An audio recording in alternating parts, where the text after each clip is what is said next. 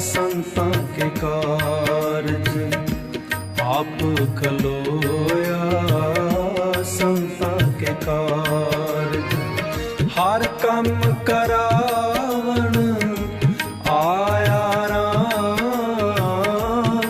वाहेगुरु जी का खालसा, श्री वाहेगुरु जी की फतेह। रोग सोग सब मिट गए, नित नवा निरोआ।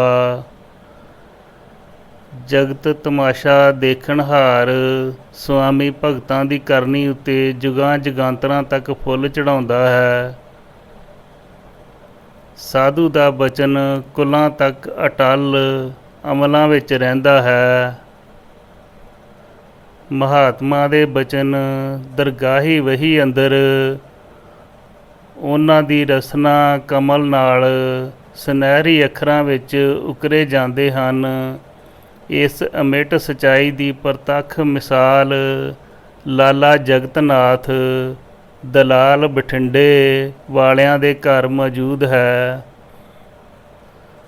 ਪਿੰਡ ਭੁੱਚੋ ਕਲਾਂ ਰਹਿੰਦੇ ਸਮੇਂ ਜਗਤ ਨਾਥ ਦੀ ਮਾਤਾ ਬਾਬਾ ਜੀ ਦੇ ਦਰ ਦੀ ਅਣਥੱਕ ਸੇਵਾ ਕਰਦੀ ਰਹਿੰਦੀ ਸੀ।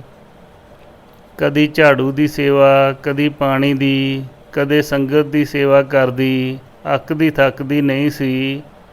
ਇੱਕ ਦਿਨ ਸੇਵਾ ਨੂੰ ਫਲ ਲੱਗਣ ਲੱਗਾ।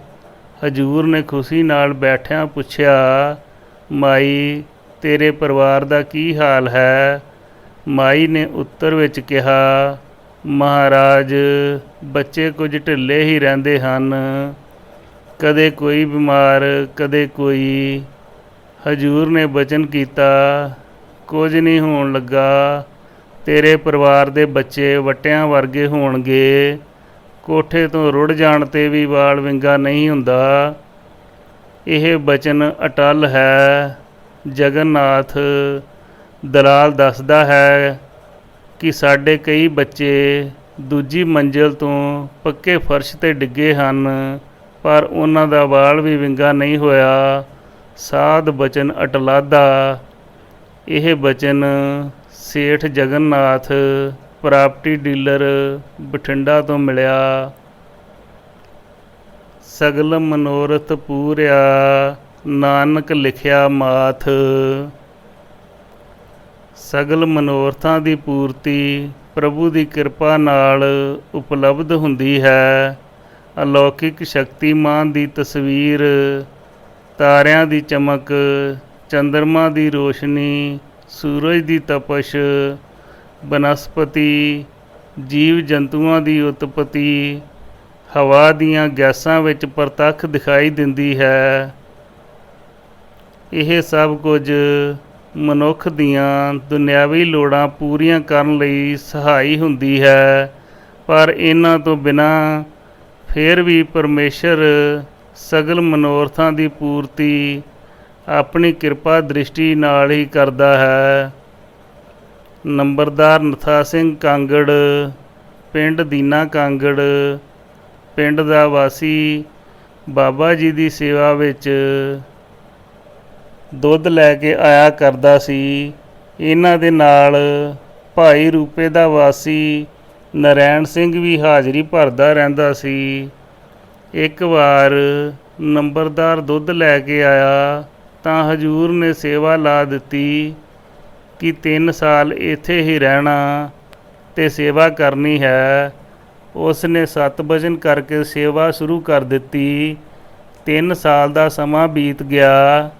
ਹਜ਼ੂਰ ਨੇ ਉਸ ਨੂੰ ਬੁਲਾ ਕੇ ਬਚਨ ਕੀਤਾ, ਹੁਣ ਸੁੱਧ ਹੈ, ਤੇਰੀ ਸੇਵਾ ਪ੍ਰਵਾਨ ਹੈ, ਤੇਰੇ ਸਾਰੇ ਕਾਰਜ ਰਾਸ ਹੋਣਗੇ। ਨੰਬਰਦਾਰ ਦੇ ਪਹਿਲਾਂ 2 ਵਿਆਹ ਹੋਏ ਸਨ ਜੋ ਪਰਮਾਤਮਾ ਨੂੰ ਪਿਆਰੀਆਂ ਹੋ ਗਈਆਂ ਸਨ। ਹੁਣ ਕੋਟ ਫੱਤੇ ਵਿਆਹ ਹੋ ਗਿਆ। ਇਸ ਵਿਆਹ ਤੋਂ ਗੁਰਦਿਆਲ ਸਿੰਘ ਦਾ ਜਨਮ ਹੋਇਆ। ਇਹ ਬਚਨ ਹਰਦਿਆਲ ਸਿੰਘ ਨੰਬਰਦਾਰ ਨੇ ਸੁਣਾਇਆ। ਗੁਰ ਸੇਵਾ ਤੇ ਲਹੇ ਪਦਾਰਥ ਜੀਵਨ ਦੇ ਚੰਗੇਰੇ ਪਲ ਲਈ ਮਹਾਂਪੁਰਖ ਦੀ ਸੇਵਾ ਸੁਖਦਾਈ ਹੁੰਦੀ ਹੈ। ਜੇ ਮਨ ਸ਼ੰਕਾ ਨਿਵਰਤ ਹੋਵੇ, ਦੁਬਿਧਾ ਮਨ ਨੂੰ ਥਾਲੀ ਦੇ ਪਾਣੀ ਵਾਂਗ ਡੋਲਦਾ ਰੱਖਦੀ ਹੈ। ਅਡੋਲ ਸੇਵਾਦਾਰ ਮੁਕਤੀ ਮਾਰਗ ਦੀ ਪ੍ਰਾਪਤੀ ਲਈ ਰੋਸ਼ਨੀ ਦੀ ਭਾਲ ਕਰਦਾ ਹੈ, ਪਰ ਸੰਸਾਰੀ ਜ਼ਿੰਦਗੀ ਦੇ ਸੁੱਖਾਂ ਦੀ ਪ੍ਰਾਪਤੀ ਲਈ ਮਨੁੱਖ ਪਾਪਾਂ ਦੇ ਜਾਲ ਵਿਛਾ ਕੇ ਮਾਇਆ ਇਕੱਠੀ ਕਰਦਾ ਹੈ। ਫਿਰ ਇੱਕ ਦਿਨ ਆਪਣੇ ਹੀ ਫੈਲਾਏ ਜਾਲ ਵਿੱਚ ਫਸ ਚਿੰਤਾ ਦੀ ਅਗਨੀ ਵਿੱਚ ਸੜਦਾ ਹੋਇਆ ਖਾਲੀ ਝੋਲੀ ਸੱਚੇ ਦੀ ਦਰਗਾਹ ਜਾ ਖੜਦਾ ਹੈ। ਸੇਵਾ ਕਰਦਿਆਂ ਮੰਗ ਕੀਤੀ ਤਾਂ ਸੇਵਾ ਦੀ ਕੀਮਤ ਲਈ, ਜੇ ਮਹਾਂਪੁਰਖ ਤੁੱਠ ਕੇ ਦੇਣ ਤਾਂ ਸੇਵਾ ਸਫਲ। ਪਿੰਡ ਭਾਈ ਰੂਪੇ ਤੋਂ ਭਾਈ ਨਰੈਣ ਸਿੰਘ ਸੇਵਾ ਵਿੱਚ ਆਉਂਦਾ ਸੀ। ਇਹਨਾਂ ਦੇ ਘਰ ਨੂੰ ਪਿੰਡ ਵਿੱਚ ਸਿੱਖਾਂ ਦਾ ਘਰ ਕਹਿ ਕੇ ਬੁਲਾਉਂਦੇ ਸਨ। ਨਰੈਣ ਸਿੰਘ ਉੱਪਰ ਬਾਬਾ ਜੀ ਬਹੁਤ ਪ੍ਰਸੰਨ ਸਨ। ਹਜੂਰ ਬਾਬਾ ਜੀ ਨੇ ਭਾਈ ਸਾਹਿਬ ਨੂੰ 5 ਰੁਪਏ ਮਲਕਾਂ ਵਾਲੇ ਦਿੱਤੇ ਸਨ ਤੇ ਹੁਕਮ ਕੀਤਾ ਸੀ, ਇਹ ਘਰ ਦੇ ਖਜ਼ਾਨੇ ਵਿੱਚ ਰੱਖਣੇ ਹਨ, ਘਰੋਂ ਮਾਇਆ ਨਹੀਂ ਮੁੱਕੇਗੀ। ਬਚਨ ਅਨੁਸਾਰ ਅੱਜ ਤੱਕ ਉਹਨਾਂ ਦੇ ਪਰਿਵਾਰ ਨੇ ਸਾਂਭ ਕੇ ਰੱਖੇ ਹੋਏ ਹਨ, ਕਿਸੇ ਚੀਜ਼ ਦੀ ਤੋਟ ਨਹੀਂ ਹੈ। ਚੇਚਕ ਦੀ ਬਿਮਾਰੀ ਪਈ ਤਾਂ ਨਰੈਣ ਸਿੰਘ ਦੇ ਦੋਨੋਂ ਲੜਕੇ ਬਿਮਾਰ ਪੈ ਗਏ। ਉਸ ਨੇ ਆਪਣੇ ਛੋਟੇ ਭਰਾ ਨੂੰ ਘੋੜਾ ਦੇ ਕੇ ਬਾਬਾ ਜੀ ਪਾਸ ਭੇਜਿਆ ਕਿ ਉਹਨਾਂ ਦੀ ਹਜ਼ੂਰੀ ਵਿੱਚ ਬੇਨਤੀ ਕਰਨੀ ਹੈ ਬੱਚਿਆਂ ਦੀ ਤੰਦਰੁਸਤੀ ਲਈ। ਨਰੈਣ ਸਿੰਘ ਦਾ ਭਰਾ ਬਾਬਾ ਜੀ ਪਾਸ ਪਹੁੰਚ ਗਿਆ, ਮੱਥਾ ਟੇਕਿਆ ਅਤੇ ਬੇਨਤੀ ਕੀਤੀ, ਮਹਾਰਾਜ ਨਰੈਣ ਸਿੰਘ ਦੇ ਦੋਨੋਂ ਲੜਕੇ ਬਿਮਾਰ ਹਨ, ਕਿਰਪਾ ਕਰੋ ਤੰਦਰੁਸਤ ਹੋ ਜਾਣ। ਬਾਬਾ ਜੀ ਨੇ ਮਰਿਆਦਾ ਅਨੁਸਾਰ ਨਾਮ ਗੋਤ ਆਦਿ ਪੁੱਛ ਕੇ ਬਚਨ ਕੀਤਾ, ਉਸ ਦਾ ਲੜਕਾ ਤਾਂ ਸਾਡੇ ਪਾਸ ਪਹੁੰਚ ਗਿਆ ਹੈ, ਭਾਵ ਗੁਜ਼ਰ ਗਿਆ ਹੈ, ਦੂਸਰਾ ਠੀਕ ਹੈ। ਇਸ ਤੋਂ ਕੁਝ ਦੇਰ ਬਾਅਦ ਨਰੈਣ ਸਿੰਘ ਦੇ ਭਰਾ ਤੋਂ ਆਪਣੀ ਪਿੱਠ ਉੱਤੇ ਹੱਥ ਲਵਾ ਕੇ ਬਚਨ ਕੀਤਾ, ਸ਼ੁੱਧ ਹੈ, ਵਾਲ ਵਿੰਗਾ ਨਹੀਂ ਹੋਵੇਗਾ। ਸੋ ਇਹ ਬਚਨ ਸੱਤ ਹੈ। ਨਰੈਣ ਸਿੰਘ ਦਾ ਲੜਕਾ ਅਜੇ ਤੱਕ ਮੌਜੂਦ ਹੈ। ਇਹ ਭੰਤਾ ਸਿੰਘ ਨਾਮ ਦਾ ਬਜ਼ੁਰਗ ਹੁਣ 80 ਸਾਲ ਦੇ ਕਰੀਬ ਹੈ। ਆਪਣੇ ਪਿਤਾ ਨਰੈਣ ਸਿੰਘ ਨਾਲ ਕਈ ਵਾਰ ਹਜੂਰ ਦੇ ਦਰਸ਼ਨ ਕਰਨ ਆਇਆ ਕਰਦਾ ਸੀ। ਕਿਸੇ ਸਮੇਂ ਭਾਈ ਨਰੈਣ ਸਿੰਘ ਨੂੰ ਹੁਕਮ ਕੀਤਾ ਸੀ, ਮਲੂਕੇ ਵਾਲੇ ਸੰਤ ਸ੍ਰੀ ਰਾਮ ਸਿੰਘ ਜੀ ਦੀ ਸੰਗਤ ਕਰਿਆ ਕਰੋ, ਉਹਨਾਂ ਨਾਲ ਤੁਹਾਡਾ ਪਿਛਲਾ ਸੰਬੰਧ ਹੈ, ਇੱਥੇ ਵੀ ਹਾਜ਼ਰੀ ਭਰਿਆ ਕਰੋ। ਸੇਵਕ ਕਾ ਹੋਏ ਸੇਵਕ ਵਰਤਾ, ਕਰ ਕਰ ਬਿਨੋ ਬੁਲਾਈ। ਇਹ ਬਚਨ ਭੰਤਾ ਸਿੰਘ ਭਾਈ ਰੂਪੇ ਵਾਲਿਆਂ ਤੋਂ ਮਿਲਿਆ ਹੈ। ਭੁੱਖੇ ਕੋ ਦੇਵਤ ਆਧਾਰ, ਭੁੱਖ ਦਾ ਆਧਾਰ ਅੰਨ, ਜ਼ਿੰਦਗੀ ਦਾ ਆਧਾਰ ਨਾਮ ਸਿਮਰਨ। ਮਨ ਚੰਚਲ ਅਸਮਾਨੀ ਉਡਾਰੀਆਂ ਲਾਉਂਦਾ ਹੈ, ਇਸ ਨੂੰ ਕਾਬੂ ਕੀਤਾ ਮਹਾਂਪੁਰਖ ਦੀ ਹੱਠ ਨੇ, ਫਿਰ ਬਰਕਤਾਂ ਪਾਈਆਂ, ਪਰਮੇਸ਼ਰ ਨੂੰ ਪ੍ਰਸੰਨਤਾ ਵਿੱਚ ਲਿਆ ਕੇ ਆਪ ਮਹਾਂਪੁਰਖਾਂ ਨੇ ਮੁਕਤੀ ਪਾਈ। ਦੁਨੀਆਦਾਰ ਨੂੰ ਪਦਾਰਥਾਂ ਦੇ ਅੰਬਾਰ ਬਖਸ਼ੇ, ਨਾਸਤਕ ਮਨ ਨੂੰ ਆਧਾਰ ਧੂਏ ਦੀ ਨਿਆਈ ਹੈ, ਜੋ ਉੱਡਦਾ ਸੂਰਜ ਦੀ ਰੋਸ਼ਨੀ ਢੱਕ ਦਿੰਦਾ ਹੈ, ਪਲਾਂ ਵਿੱਚ ਆਪਣੀ ਹਸਤੀ ਵੀ ਗਵਾ ਲੈਂਦਾ ਹੈ। ਮੀਨ ਦਾ ਆਧਾਰ ਨੀਰ, ਨਿਰ-ਆਧਾਰ ਪੰਛੀ ਨੂੰ ਝੱਖੜਾਂ ਦੀ ਲਪੇਟ ਪ੍ਰਾਣਾਂ ਤੋਂ ਵਾਂਝਿਆਂ ਕਰ ਦਿੰਦੀ ਹੈ। ਭੁੱਖੇ ਕੋ ਦੇਵਤ ਆਧਾਰ, ਪੂਰਨ ਮਹਾਂਪੁਰਖ ਦੇ ਵਲੇਵੇਂ ਦੀ ਗੱਲ ਹੈ। ਪਿੰਡ ਕਾਲ ਝਰਾਣੀ, ਜ਼ਿਲ੍ਹਾ ਬਠਿੰਡਾ ਦਾ ਵਾਸੀ ਰਾਮ ਸਿੰਘ ਰਾਜਾ ਸਿੱਖ, ਜਿਸ ਦੀ ਸਰੀਰਕ ਤੌਰ 'ਤੇ ਹਾਲਤ ਬੜੀ ਮਾੜੀ ਸੀ, ਦਰਸ਼ਨ ਕਰਨ ਲਈ ਬਾਬਾ ਜੀ ਦੇ ਅਸਥਾਨ ਉੱਤੇ ਆਇਆ। ਨਮਸਕਾਰ ਕਰਕੇ ਬੈਠ ਗਿਆ। ਹਜ਼ੂਰ ਨੇ ਮਰਿਆਦਾ ਅਨੁਸਾਰ ਜਾਤ ਗੋਤ ਪਿੰਡ ਨਾਨਕੇ ਦਾਦਕੇ ਸਭ ਕੁਝ ਪੁੱਛੇ ਅਤੇ ਬਚਨ ਕੀਤਾ, ਕਿਵੇਂ ਆਏ ਹੋ? ਰਾਮ ਸਿੰਘ ਨੇ ਆਪਣੀ ਵਿਥਿਆ ਸੁਣਾਈ। ਸੱਚੇ ਪਾਤਸ਼ਾਹ, ਘਰ ਵਿੱਚ ਬੜੀ ਗਰੀਬੀ ਹੈ, ਰੋਟੀ ਵੀ ਮੰਗ ਕੇ ਖਾਣ ਵਾਲੀ ਹਾਲਤ ਹੈ, ਆਪ ਜੀ ਕਿਰਪਾ ਕਰੋ। ਹਜ਼ੂਰ ਨੇ ਪੁੱਛਿਆ, ਕੀ ਗੱਲ ਹੈ, ਗਰੀਬੀ ਕਿਵੇਂ ਆਈ? ਰੋਟੀ ਤਾਂ ਪਰਮਾਤਮਾ ਸਭ ਨੂੰ ਦਿੰਦਾ ਹੈ, ਕਿਹੋ ਜਿਹੀ ਵੀ ਹੋਵੇ। ਰਾਮ ਸਿੰਘ ਨੇ ਹਿੰਮਤ ਕਰਕੇ ਸੱਚ ਦੱਸਿਆ, ਮਹਾਰਾਜ, ਮੈਨੂੰ ਜੂਆ ਖੇਡਣ ਦੀ ਬੜੀ ਮਾੜੀ ਆਦਤ ਹੈ, ਸਭ ਕੁਝ ਜੂਏ ਵਿੱਚ ਹਾਰ ਗਿਆ ਹਾਂ। ਹਜ਼ੂਰ ਨੇ ਪੁੱਛਿਆ, ਤੂੰ ਹੁਣ ਕੀ ਚਾਹੁੰਦਾ ਹੈ? ਮਹਾਰਾਜ, ਕੋਈ ਜੂਆ ਜਿੱਤਣ ਦਾ ਉਪਾਅ ਦੱਸੋ। ਰਾਮ ਸਿੰਘ ਨੇ ਸੁਭਾਅ ਅਨੁਸਾਰ ਬੇਨਤੀ ਕੀਤੀ, ਜੂਏ ਵਾਲਿਆਂ ਲਈ ਸਾਡੇ ਕੋਲ ਕੋਈ ਥਾਂ ਨਹੀਂ, ਜਾ ਇੱਥੋਂ ਚਲਿਆ ਜਾ। ਬਾਬਾ ਜੀ ਨੇ ਹੁਕਮ ਕੀਤਾ, ਜਾਣ ਲਈ ਮੇਰੇ ਕੋਲ ਕੋਈ ਥਾਂ ਨਹੀਂ, ਮੈਂ ਇੱਥੋਂ ਦਾ ਆਸਰਾ ਤੱਕ ਕੇ ਆਇਆ ਹਾਂ, ਮਾਰੋ ਚਾਹੇ ਛੱਡੋ, ਮੈਂ ਕਿਸੇ ਥਾਂ ਨਹੀਂ ਜਾ ਸਕਦਾ। ਉਸ ਨੇ ਫਿਰ ਬੇਨਤੀ ਕੀਤੀ, ਫੁਰਮਾਨ ਹੈ, ਜਬ ਹਮ ਸਰਨ ਪ੍ਰਭੂ ਕੀ ਆਈ, ਰਾਖ ਪ੍ਰਭੂ ਭਾਵੇਂ ਮਾਰ। ਬਾਬਾ ਜੀ ਨੇ ਹੁਕਮ ਕੀਤਾ, ਜੇ ਰਾਤ ਨੂੰ ਕੁਝ ਦਿਸੇ ਤਾਂ ਡਰਨਾ ਨਹੀਂ। ਸਾਹਮਣੇ ਜਗ੍ਹਾ ਵੱਲ ਇਸ਼ਾਰਾ ਕਰਕੇ ਸੌਣ ਲਈ ਪੈਣ ਦਾ ਹੁਕਮ ਕੀਤਾ। ਰਾਤ ਨੂੰ ਉਸਨੇ ਕੋਈ ਕੌਤਕ ਦੇਖਿਆ ਪਰ ਡਰਿਆ ਨਹੀਂ। ਸਵੇਰੇ ਬਾਬਾ ਜੀ ਨੇ ਪੁੱਛਿਆ, ਰਾਤ ਜੋ ਦੇਖਿਆ ਸੀ ਡਰਿਆ ਤਾਂ ਨਹੀਂ? ਉਸਨੇ ਕਿਹਾ, ਮਹਾਰਾਜ, ਆਪ ਦੀ ਹਜ਼ੂਰੀ ਵਿੱਚ ਡਰ ਕਿਸ ਚੀਜ਼ ਦਾ? ਹਜ਼ੂਰ ਨੇ ਬਚਨ ਕੀਤਾ, ਸਾਡੇ ਕੋਲ ਨਾਮ ਸਿਮਰਨ ਤੇ ਸੇਵਾ ਕਰਨ ਵਾਲੇ ਹੀ ਰਹਿ ਸਕਦੇ ਹਨ। ਕਹੋ ਨਾਨਕ ਭਗਤਨ ਕਾ ਸੰਗੀ, ਭਗਤ ਸੋਹੇ ਦਰਬਾਰਾ। ਉਸਨੇ ਬੇਨਤੀ ਕੀਤੀ, ਪਾਤਸ਼ਾਹ, ਮੈਨੂੰ ਜਿਹੋ ਜਿਹੀ ਵੀ ਸੇਵਾ ਦਿਓਗੇ ਕਰਨ ਲਈ ਤਿਆਰ ਹਾਂ। ਸੇਵਾ ਮਿਲ ਗਈ। ਇੱਕ ਦਿਨ ਮੇਹਰ ਦੇ ਘਰ ਆਏ। ਹਜ਼ੂਰ ਨੇ ਹੁਕਮ ਕੀਤਾ, ਰਾਮ ਸਿੰਘ, ਆਪਣੇ ਪਰਿਵਾਰ ਨੂੰ ਵੀ ਇੱਥੇ ਹੀ ਲੈ ਆਓ, ਉਹਨਾਂ ਦਾ ਪਿੱਛੇ ਗੁਜ਼ਾਰਾ ਕਿਵੇਂ ਚੱਲਦਾ ਹੋਵੇਗਾ। ਰਾਮ ਸਿੰਘ ਚੁੱਪ ਰਿਹਾ। ਸੰਗਤ ਨੇ ਕਿਹਾ, ਮਹਾਂਪੁਰਖਾਂ ਦਾ ਬਚਨ ਨਹੀਂ ਮੋੜੀਦਾ, ਪਰਿਵਾਰ ਨੂੰ ਲੈ ਆਓ। ਹੁਕਮ ਮੰਨ ਕੇ ਪਿੰਡ ਚਲਾ ਗਿਆ ਤੇ ਘਰ ਵਾਲਿਆਂ ਨੂੰ ਬਾਬਾ ਜੀ ਦਾ ਹੁਕਮ ਸੁਣਾਇਆ।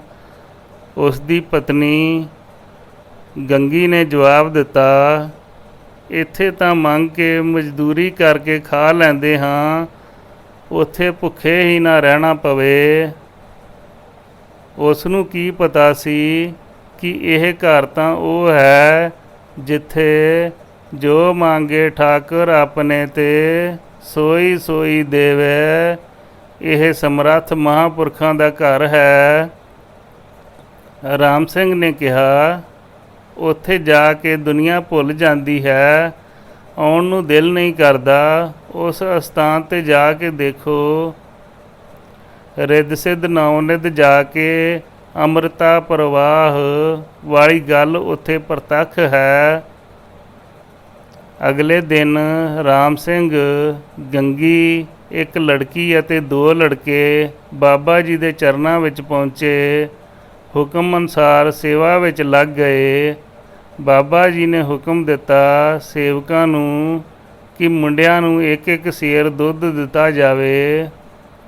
ਰਾਮ ਸਿੰਘ ਦਾ ਪਰਿਵਾਰ ਇੰਨੀ ਦਿਆਲਤਾ ਦੇਖ ਕੇ ਹੈਰਾਨ ਹੋ ਗਿਆ।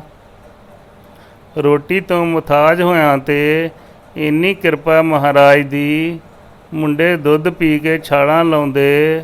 ਹਜ਼ੂਰ ਕਈ ਵਾਰ ਪ੍ਰਸੰਨ ਹੋਏ, ਦੋਨਾਂ ਦਾ ਘੋਲ ਕਰਵਾਉਂਦੇ। ਇੱਕ ਦਿਨ ਗੰਗੀ ਭੁੱਚੋ ਕਲਾ ਪਿੰਡ ਕਿਸੇ ਦੂਰ ਤੋਂ ਰਿਸ਼ਤੇਦਾਰੀ ਵਿੱਚ ਚਲੀ ਗਈ।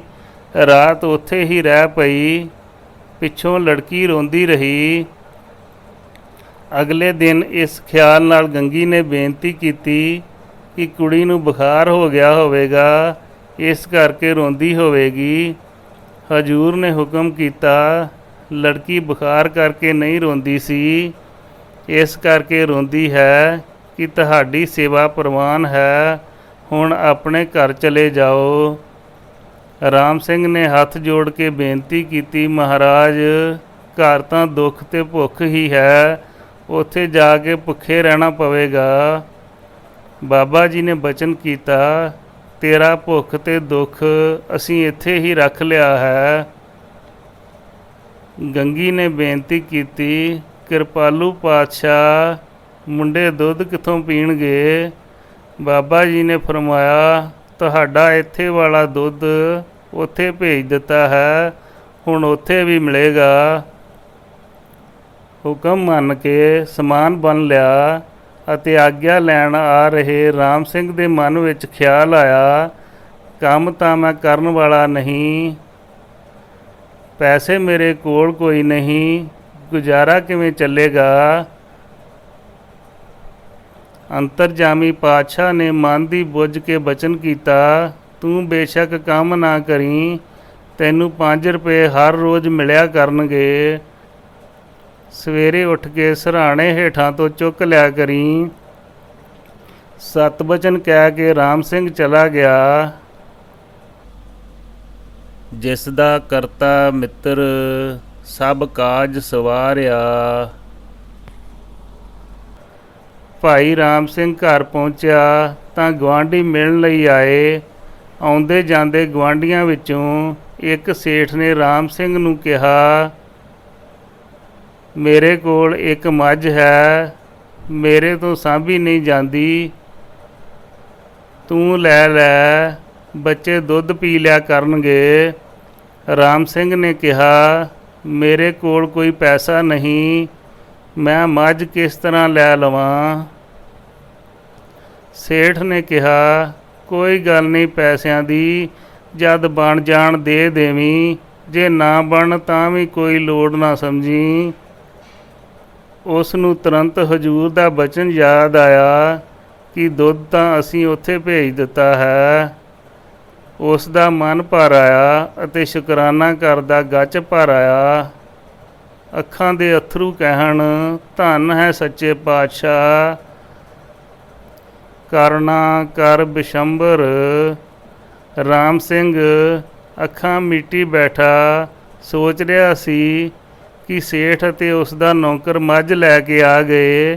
ਮੱਝ ਛੱਡ ਕੇ ਸੇਠ ਚਲਾ ਗਿਆ। ਇਹ ਵੈਰੀ ਮਿੱਤਰ ਸਭ ਕੀਤਿਆਂ ਨਹਿ ਮੰਗੇ ਮੰਦਾ। ਜਿਹੜੇ ਦੁਸ਼ਮਣ ਸਨ ਸਭ ਮਿੱਤਰ ਬਣ ਗਏ। ਰਾਮ ਸਿੰਘ ਦੇ ਪੁਰਾਣੇ ਮਿੱਤਰ ਨੇ ਆ ਕੇ ਕਿਹਾ, ਰਾਮ ਸਿੰਘਾ, ਆਪਾਂ ਸਾਂਝੀ ਵਾਹੀ ਹੀ ਚਲਾ ਲਈਏ। ਰਾਮ ਸਿੰਘ ਨੇ ਕਿਹਾ, ਮੇਰੇ ਕੋਲ ਕੋਈ ਜ਼ਮੀਨ, ਕੋਈ ਸੰਦ ਨਹੀਂ, ਵਾਹੀ ਕਿਵੇਂ ਚੱਲੇਗੀ? ਮਿੱਤਰ ਨੇ ਕਿਹਾ, ਕਿਸੇ ਚੀਜ਼ ਦੀ ਲੋੜ ਨਹੀਂ, ਮੈਂ ਆਪੇ ਕਰ ਲਵਾਂਗਾ। ਫਸਲ ਆਈ ਤੋਂ ਹਿਸਾਬ ਕਰਕੇ ਪੈਸੇ ਆਦਿ ਦਾ ਹਿਸਾਬ ਕਰ ਲਵਾਂਗੇ। ਵਾਹੀ ਸਾਂਝੀ ਕੀਤੀ, ਕਾਫੀ ਬਚਤ ਹੋਈ। ਰਾਮ ਸਿੰਘ ਨੇ ਚਾਹ ਗੁੜ ਦੀ ਦੁਕਾਨ ਕਰ ਲਈ। ਪਿੰਡ ਦੇ ਨਿਵਾਸੀ ਸੌਦਾ ਲੈਣ ਲੱਗ ਪਏ। ਚੰਗੀ ਆਮਦਨ ਹੋਣ ਲੱਗੀ। ਹੌਲੀ ਹੌਲੀ ਆਮਦਨ ਕਾਫੀ ਹੋ ਗਈ। ਫਿਰ ਗਿੱਦੜਬਾਹੇ ਮੰਡੀ ਆੜਤ ਦੀ ਦੁਕਾਨ ਕਰ ਲਈ। ਚੰਗੀ ਆਮਦਨ ਹੋਣ ਲੱਗ ਗਈ। ਸ਼ਾਹੂਕਾਰ ਬਣ ਗਿਆ। ਬਾਬਾ ਜੀ ਆਨੰਦ ਸਿੰਘ ਜੀ ਸਿੱਖਿਆ ਦਿੰਦੇ ਸਨ, ਜੇ ਨਿਰੰਕਾਰ ਨੇ ਮਾਇਆ ਦਿੱਤੀ ਹੈ ਤਾਂ ਬੰਦਾ ਸਤ ਸੰਗਤ ਕਰੇ, ਨਾਮ ਜਪੇ, ਫਿਰ ਲੋਕ ਪਰਲੋਕ ਸੌਰ ਜਾਂਦਾ ਹੈ, ਨਹੀਂ ਤਾਂ ਕੁਕਰਮ ਨਰਕ ਨੂੰ ਲੈ ਜਾਂਦੇ ਹਨ। ਮਾਇਆ 2 ਪ੍ਰਕਾਰ ਦੀ, ਦੋਵੇਂ ਵਿਖਾਲੇ ਰਾਹ, ਏਕ ਮਿਲਾਵੇ RAM ਕੋ ਨਰਕ ਲੈ ਜਾਹ। ਰਾਮ ਸਿੰਘ ਜੀ ਦੀ ਬਾਬਾ ਜੀ ਉੱਪਰ ਬਹੁਤ ਸ਼ਰਧਾ ਸੀ। ਘੱਟੋ ਘੱਟ ਹਰ ਮਹੀਨੇ ਦਰਸ਼ਨ ਕਰਨ ਆਉਂਦਾ। ਘਰ ਤੋਂ ਦੁੱਧ ਲਿਆ ਕੇ ਬਾਬਾ ਜੀ ਨੂੰ ਆਪ ਛਕਾਉਂਦੇ। ਪ੍ਰਸੰਨਤਾ ਲੈ ਕੇ ਘਰ ਨੂੰ ਜਾਣਾ। ਬਾਬਾ ਜੀ ਨੇ ਇਸ ਨੂੰ ਤਾਕੀਦ ਕੀਤੀ, ਹਰ ਬੁੱਧਵਾਰ ਦੁੱਧ ਰਿੜਕਣਾ ਨਹੀਂ, ਥੇਈ ਰੱਖਣੀ ਹੈ, ਖੀਰ ਬਣਾ ਕੇ ਘਰ ਹੀ ਛਕ ਲੈਣੀ ਹੈ, ਦੁੱਧ ਵੇਚਣਾ ਨਹੀਂ, ਆਂਡਾ ਮੀਟ ਸ਼ਰਾਬ ਘਰ ਨਹੀਂ ਵਰਤਣੀ, ਕਿਸੇ ਮੜੀ ਮਸਾਣੀ ਕਿਸੇ ਦੇਵੀ ਦੇਵਤੇ ਨੂੰ ਨਹੀਂ ਮੰਨਣਾ। ਇਹ ਬਚਨ ਅੱਜ ਤੱਕ ਸੱਤ ਕਰਕੇ ਮੰਨੇ ਜਾਂਦੇ ਹਨ। ਕਿਆ ਸੁਖ ਤੇਰੇ ਸਮਲਾ ਕਵਨ ਵਿਧੀ ਵਿਚਾਰ। ਰਾਮ ਸਿੰਘ ਦਾ ਅਤਿਅੰਤ ਭਰੋਸਾ ਬਾਬਾ ਜੀ ਮਹਾਰਾਜ ਪ੍ਰਤੀ ਅਗਲੇ ਪ੍ਰਸੰਗ ਵਿੱਚ ਦਿਖਾਈ ਦੇਵੇਗਾ। ਹੁਕਮ ਨਾ ਜਾਣੇ ਬਹੁਤਾ ਰੋਵੇ, ਸਨਮਾਨਜਨਕ ਪ੍ਰਾਪਤੀਆਂ ਵਾਹਿਗੁਰੂ ਦੀ ਪ੍ਰਸੰਨਤਾ ਦੀ ਦਾਤ ਹਨ। ਜਿਵ ਜਿਵ ਹੁਕਮ ਤਿਵੇ ਤਿਵਕਾਰ। ਇਹ ਵਾਹਿਗੁਰੂ ਦੀ ਰਜ਼ਾ ਹਰ ਥਾਂ ਵਰਤਦੀ ਹੈ। ਪਰਮੇਸ਼ਰ ਦੇ ਹੁਕਮ ਨਾਲ ਕਈਆਂ ਨੂੰ ਮੁਕਤੀ ਦੀ ਮਿਹਰ ਆਂਚਲ ਵਿੱਚ ਬਖਸ਼ੀਸ਼ ਬਣ ਨਸੀਬ ਹੁੰਦੀ ਹੈ। ਹੁਕਮੇ ਅੰਦਰ ਰੀਠੇ ਮਿਠਾਸ ਨਾਲ ਪ੍ਰਤੱਖ ਹੁੰਦੇ ਹਨ, ਪਰ ਬਿਨਾਂ ਹੁਕਮ ਅੰਬਾਂ ਦੀ ਬੁੱਕਲ ਵਿੱਚ ਜਨਮਿਆ ਅੱਕ ਉਹਨਾਂ ਦੀ ਗੁੜਤੀ ਤੋਂ ਵੀ ਵਾਂਝਾ ਰਹਿ ਜਾਂਦਾ ਹੈ। ਰੱਬ ਦੇ ਹੁਕਮ ਅਨੁਕੂਲ ਤੁਰਿਆ ਇਨਸਾਨ ਪਰਮਾਤਮਾ ਤੇ ਆਪਣੇ ਵਿਚਲੀ ਦੂਰੀ ਨੂੰ ਨੇੜੇ ਦਾ ਪੰਧ ਮਹਿਸੂਸ ਕਰਨ ਲੱਗਦਾ ਹੈ। ਸੱਚੇ ਰੱਬ ਦਾ ਦੀਦਾਰ ਪਾਉਣਾ ਹੋਵੇ ਤਾਂ ਮਨ ਦੀ ਹਰ ਕਲਪਨਾ ਉੱਤੇ ਇਲਾਹੀ ਹੁਕਮ ਨੂੰ ਭਾਰੂ ਕਰਨਾ ਪਵੇਗਾ। ਹੁਕਮ ਵਿੱਚ ਨਾ ਰਹਿੰਦੇ ਮਨ ਨੂੰ ਪਸ਼ਚਾਤਾਪ ਦੀ ਭੱਠੀ ਵਿੱਚ ਜਲਣਾ ਹੋਵੇਗਾ। ਰਾਮ ਸਿੰਘ ਦੀ ਭਰਜਾਈ ਖੇਮ ਕੌਰ ਨੂੰ ਆਮ ਲੋਕ ਮਾਈ ਖੇਮੀ ਕਹਿ ਕੇ ਸੰਬੋਧਨ ਕਰਦੇ ਸਨ। ਆਪਣੇ ਦਿਓਰ ਰਾਮ ਸਿੰਘ ਦੀ ਸੁਧਰੀ ਹਾਲਤ ਦੇਖ ਕੇ ਖੇਮੀ ਨੂੰ ਖਿਆਲ ਆਇਆ ਕਿ ਇਸ ਨੂੰ ਬਾਬਾ ਜੀ ਪਾਸੋਂ ਬਖਸ਼ਿਸ਼ਾਂ ਹੋਈਆਂ ਹਨ। ਮੈਂ ਵੀ ਉੱਥੇ ਜਾ ਕੇ ਬੇਨਤੀ ਕਰਕੇ ਦੇਖਾਂ। ਇਸ ਵਿਚਾਰ ਨਾਲ ਮਾਈ ਖੇਮੀ ਬਾਬਾ ਜੀ ਦੀ ਹਜ਼ੂਰੀ ਵਿੱਚ ਪਹੁੰਚੀ। ਉਸ ਸਮੇਂ ਸੰਗਤ ਹੋਰ ਵੀ ਆਈ ਹੋਈ ਸੀ। ਉਹਨਾਂ ਨਾਲ ਇੱਕ ਸਰਦਾਰ ਵੀ ਪੁੱਤਰ ਦੀ ਦਾਤ ਲੈਣ ਲਈ ਬੇਨਤੀ ਕਰਨ ਆਇਆ ਸੀ। ਹਜ਼ੂਰ ਬਾਬਾ ਜੀ ਨੇ ਮਾਈ ਵੱਲ ਤੱਕ ਕੇ ਪੁੱਛਿਆ, ਮਾਈ ਕਿੱਥੋਂ ਅਤੇ ਕਿਵੇਂ ਆਈ ਹੈ? ਮਾਈ ਨੇ ਆਪਣਾ ਨਾਮ ਪਤਾ ਦੱਸ ਕੇ ਇੱਛਾ ਵੀ ਜ਼ਾਹਰ ਕਰ ਦਿੱਤੀ। ਮਾਈ ਨੇ ਲੜਕਾ ਚੁੱਕਿਆ ਹੋਇਆ ਸੀ। ਬਾਬਾ ਜੀ ਨੇ ਬਚਨ ਕੀਤਾ, ਮਾਈ ਇਹ ਬੱਚਾ ਸਾਨੂੰ ਦੇ ਦਿਓ। ਮਾਈ ਨੇ ਨਾ ਕਰ ਦਿੱਤੀ। ਹਜ਼ੂਰ ਨੇ ਫਿਰ ਬਚਨ ਕੀਤਾ, ਮਾਈ ਇਹ ਮੁੰਡਾ ਸਾਨੂੰ ਦੇ ਦਿਓ, ਅਸੀਂ ਇਸ ਨੂੰ ਸਰਦਾਰ ਬਣਾਉਣਾ ਹੈ, ਤੈਨੂੰ ਮੁੰਡਾ ਹੋਰ ਮਿਲ ਜਾਏਗਾ। ਮਾਈ ਨੇ ਫਿਰ ਜਵਾਬ ਦੇ ਦਿੱਤਾ, ਮਹਾਂਪੁਰਖ ਦੀ ਸ਼ਰਨ ਆ ਕੇ ਪੂਰਬਲੇ ਪੁੰਨਾਂ ਵਾਲਾ ਹੀ ਉਹਨਾਂ ਦੀ ਰਮਝ ਸਮਝ ਸਕਦਾ ਹੈ, ਆਮ ਆਦਮੀ ਦੀ ਸਮਝ ਨਹੀਂ ਆ ਸਕਦੀ। ਮਾਈ ਹਜ਼ੂਰ ਦੇ ਇਸ਼ਾਰੇ ਨੂੰ ਸਮਝ ਨਾ ਸਕੀ। ਜੋ ਤੂੰ ਕਰੇ ਕਰਾਵੇਂ ਸੁਆਮੀ, ਸਾ ਮਸਲਤ ਪ੍ਰਵਾਨ। ਫਿਰ ਹਜ਼ੂਰ ਨੇ ਸਰਦਾਰ ਨੂੰ ਬਚਨ ਕੀਤਾ, ਜਾ ਬਈ ਤੇਰਾ ਕੰਮ ਸ਼ੁੱਧ ਹੈ। ਸਰਦਾਰ ਆਗਿਆ ਲੈ ਕੇ ਚਲਾ ਗਿਆ। ਮਾਈ ਖੇਮੀ ਦੇ ਪੁੱਤਰ ਨੂੰ ਡੇਰੇ ਵਿੱਚ ਹੀ ਇੱਕ ਕੁੱਤੇ ਨੇ ਕੱਟ ਦਿੱਤਾ। ਮਾਈ ਆਗਿਆ ਲੈ ਕੇ ਪਿੰਡ ਕਾਲ ਝਰਾਣੀ ਆ ਗਈ। ਉਸਨੇ ਘਰ ਆ ਕੇ ਸਾਰੀ ਵਾਰਤਾ ਰਾਮ ਸਿੰਘ ਨੂੰ ਸੁਣਾਈ ਕਿ ਕਿਸ ਤਰ੍ਹਾਂ ਬਾਬਾ ਜੀ ਮੁੰਡਾ ਮੰਗਦੇ ਸਨ ਪਰ ਮੈਂ ਨਹੀਂ ਦਿੱਤਾ। ਇਹ ਸੁਣ ਕੇ ਰਾਮ ਸਿੰਘ ਡਰ ਗਿਆ। ਉਸਨੇ ਖੇਮੋ ਨੂੰ ਕਿਹਾ, ਤੂੰ ਸਤ ਬਚਨ ਕਿਉਂ ਨਹੀਂ ਕੀਤਾ? ਉਸਨੇ ਸੋਚਿਆ ਚੱਲ ਕੇ ਭੁੱਲ ਬਖਸ਼ਾਈਏ। ਅਗਲੇ ਦਿਨ ਰਾਮ ਸਿੰਘ ਆਪਣੇ ਲੜਕੇ ਨੂੰ ਹੀ ਲੈ ਕੇ ਬਾਬਾ ਜੀ ਪਾਸ ਆ ਗਿਆ। ਨਮਸਕਾਰ ਕਰਕੇ ਬੇਨਤੀ ਕਰਨ ਲੱਗਾ, ਮਹਾਰਾਜ ਮੇਰੀ ਭਰਜਾਈ ਨੇ ਬਹੁਤ ਗਲਤੀ ਕੀਤੀ ਹੈ, ਅਸੀਂ ਭੁੱਲਣਹਾਰ ਹਾਂ, ਆਪ ਜੀ ਬਖਸ਼ਿੰਦ ਹੋ, ਕਿਰਪਾ ਕਰੋ। ਮੇਰਾ ਲੜਕਾ ਹਾਜ਼ਰ ਹੈ, ਇਹ ਤਨ ਮਨ ਧਨ ਨਾਲ ਸਭ ਆਪ ਦਾ ਹੀ ਹੈ। ਬਾਬਾ ਜੀ ਨੇ ਬਚਨ ਕੀਤਾ, ਰਾਮ ਸਿੰਘ ਤੇਰੇ ਉੱਪਰ ਪ੍ਰਸੰਨ ਹਾਂ, ਤੂੰ ਚਿੰਤਾ ਨਾ ਕਰ, ਬਚਨ ਮੰਨਣ ਦਾ ਸਮਾਂ ਬੀਤ ਗਿਆ ਹੈ।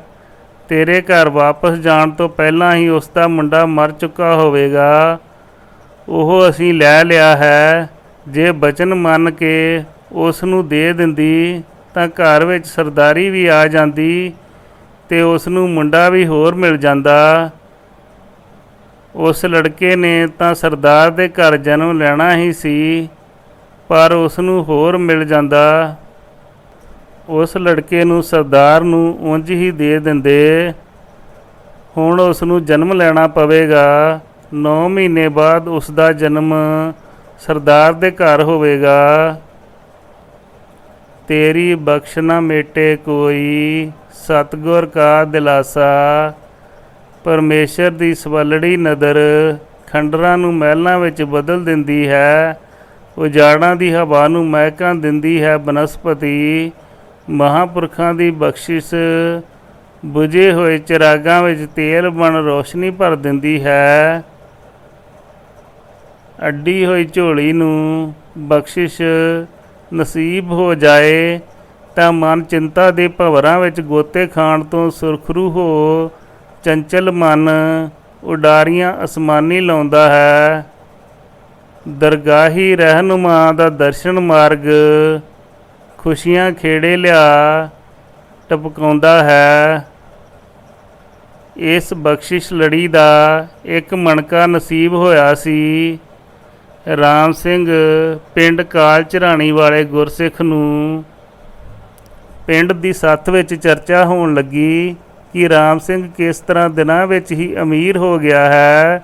ਇੱਕ ਨੇ ਕਿਹਾ, ਰਾਮ ਸਿੰਘ ਉੱਪਰ ਮਹਾਂਪੁਰਖਾਂ ਦੀ ਬਖਸ਼ਿਸ਼ ਹੈ, ਉਸ ਨੂੰ ਪੁੱਛੋ ਵਾਲੇ ਬਾਬਾ ਜੀ ਰੂਮੀ ਵਾਲਿਆਂ ਦੀ ਬਰਕਤ ਨਸੀਬ ਹੈ। ਰਾਮ ਸਿੰਘ ਹਰ ਰੋਜ਼ ਸਵੇਰੇ ਉੱਠ ਕੇ ਆਪਣੇ ਸਿਰਹਾਣੇ ਹੇਠੋਂ 5 ਰੁਪਏ ਚੁੱਕਦਾ ਹੈ। ਇਹ ਮਹਾਂਪੁਰਖਾਂ ਦੀ ਬਖਸ਼ਿਸ਼ ਹੈ। ਉਹਨਾਂ ਆਦਮੀਆਂ ਨੇ ਪ੍ਰਤੱਖ ਵੇਖਣ ਲਈ ਅਗਲੇ ਦਿਨ ਰਾਮ ਸਿੰਘ ਦੇ ਘਰ ਜਾਣ ਦਾ ਮਨ ਬਣਾਇਆ। ਅਗਲੀ ਸਵੇਰੇ ਹੀ ਉਹ ਰਾਮ ਸਿੰਘ ਦੇ ਘਰ ਗਏ। ਉਹਨਾਂ ਆਦਮੀਆਂ ਨੇ ਸਿਰਹਾਣਾ ਚੁੱਕਿਆ ਤਾਂ ਹੇਠਾਂ 5 ਰੁਪਏ ਚਾਂਦੀ ਦੇ ਪਏ ਸਨ। ਇਹ ਦੇਖ ਕੇ ਉਹਨਾਂ ਨੂੰ ਯਕੀਨ ਹੋ ਗਿਆ ਕਿ ਇਸ 'ਤੇ ਬਾਬਾ ਜੀ ਦੀ ਕਿਰਪਾ ਹੈ। ਧੰਨ ਧੰਨ ਉਹ ਮਹਾਂਪੁਰਖ। ਇਹ ਕਹਿੰਦੇ ਉਹ ਵਾਪਸ ਚਲੇ ਗਏ। ਨਾਨਕ ਦਾਸ ਮੁਖ ਤੇ ਜੋ ਬੋਲੇ, ਇਹਾਂ ਉਹਾਂ ਸੱਚ ਹੋਵੇ।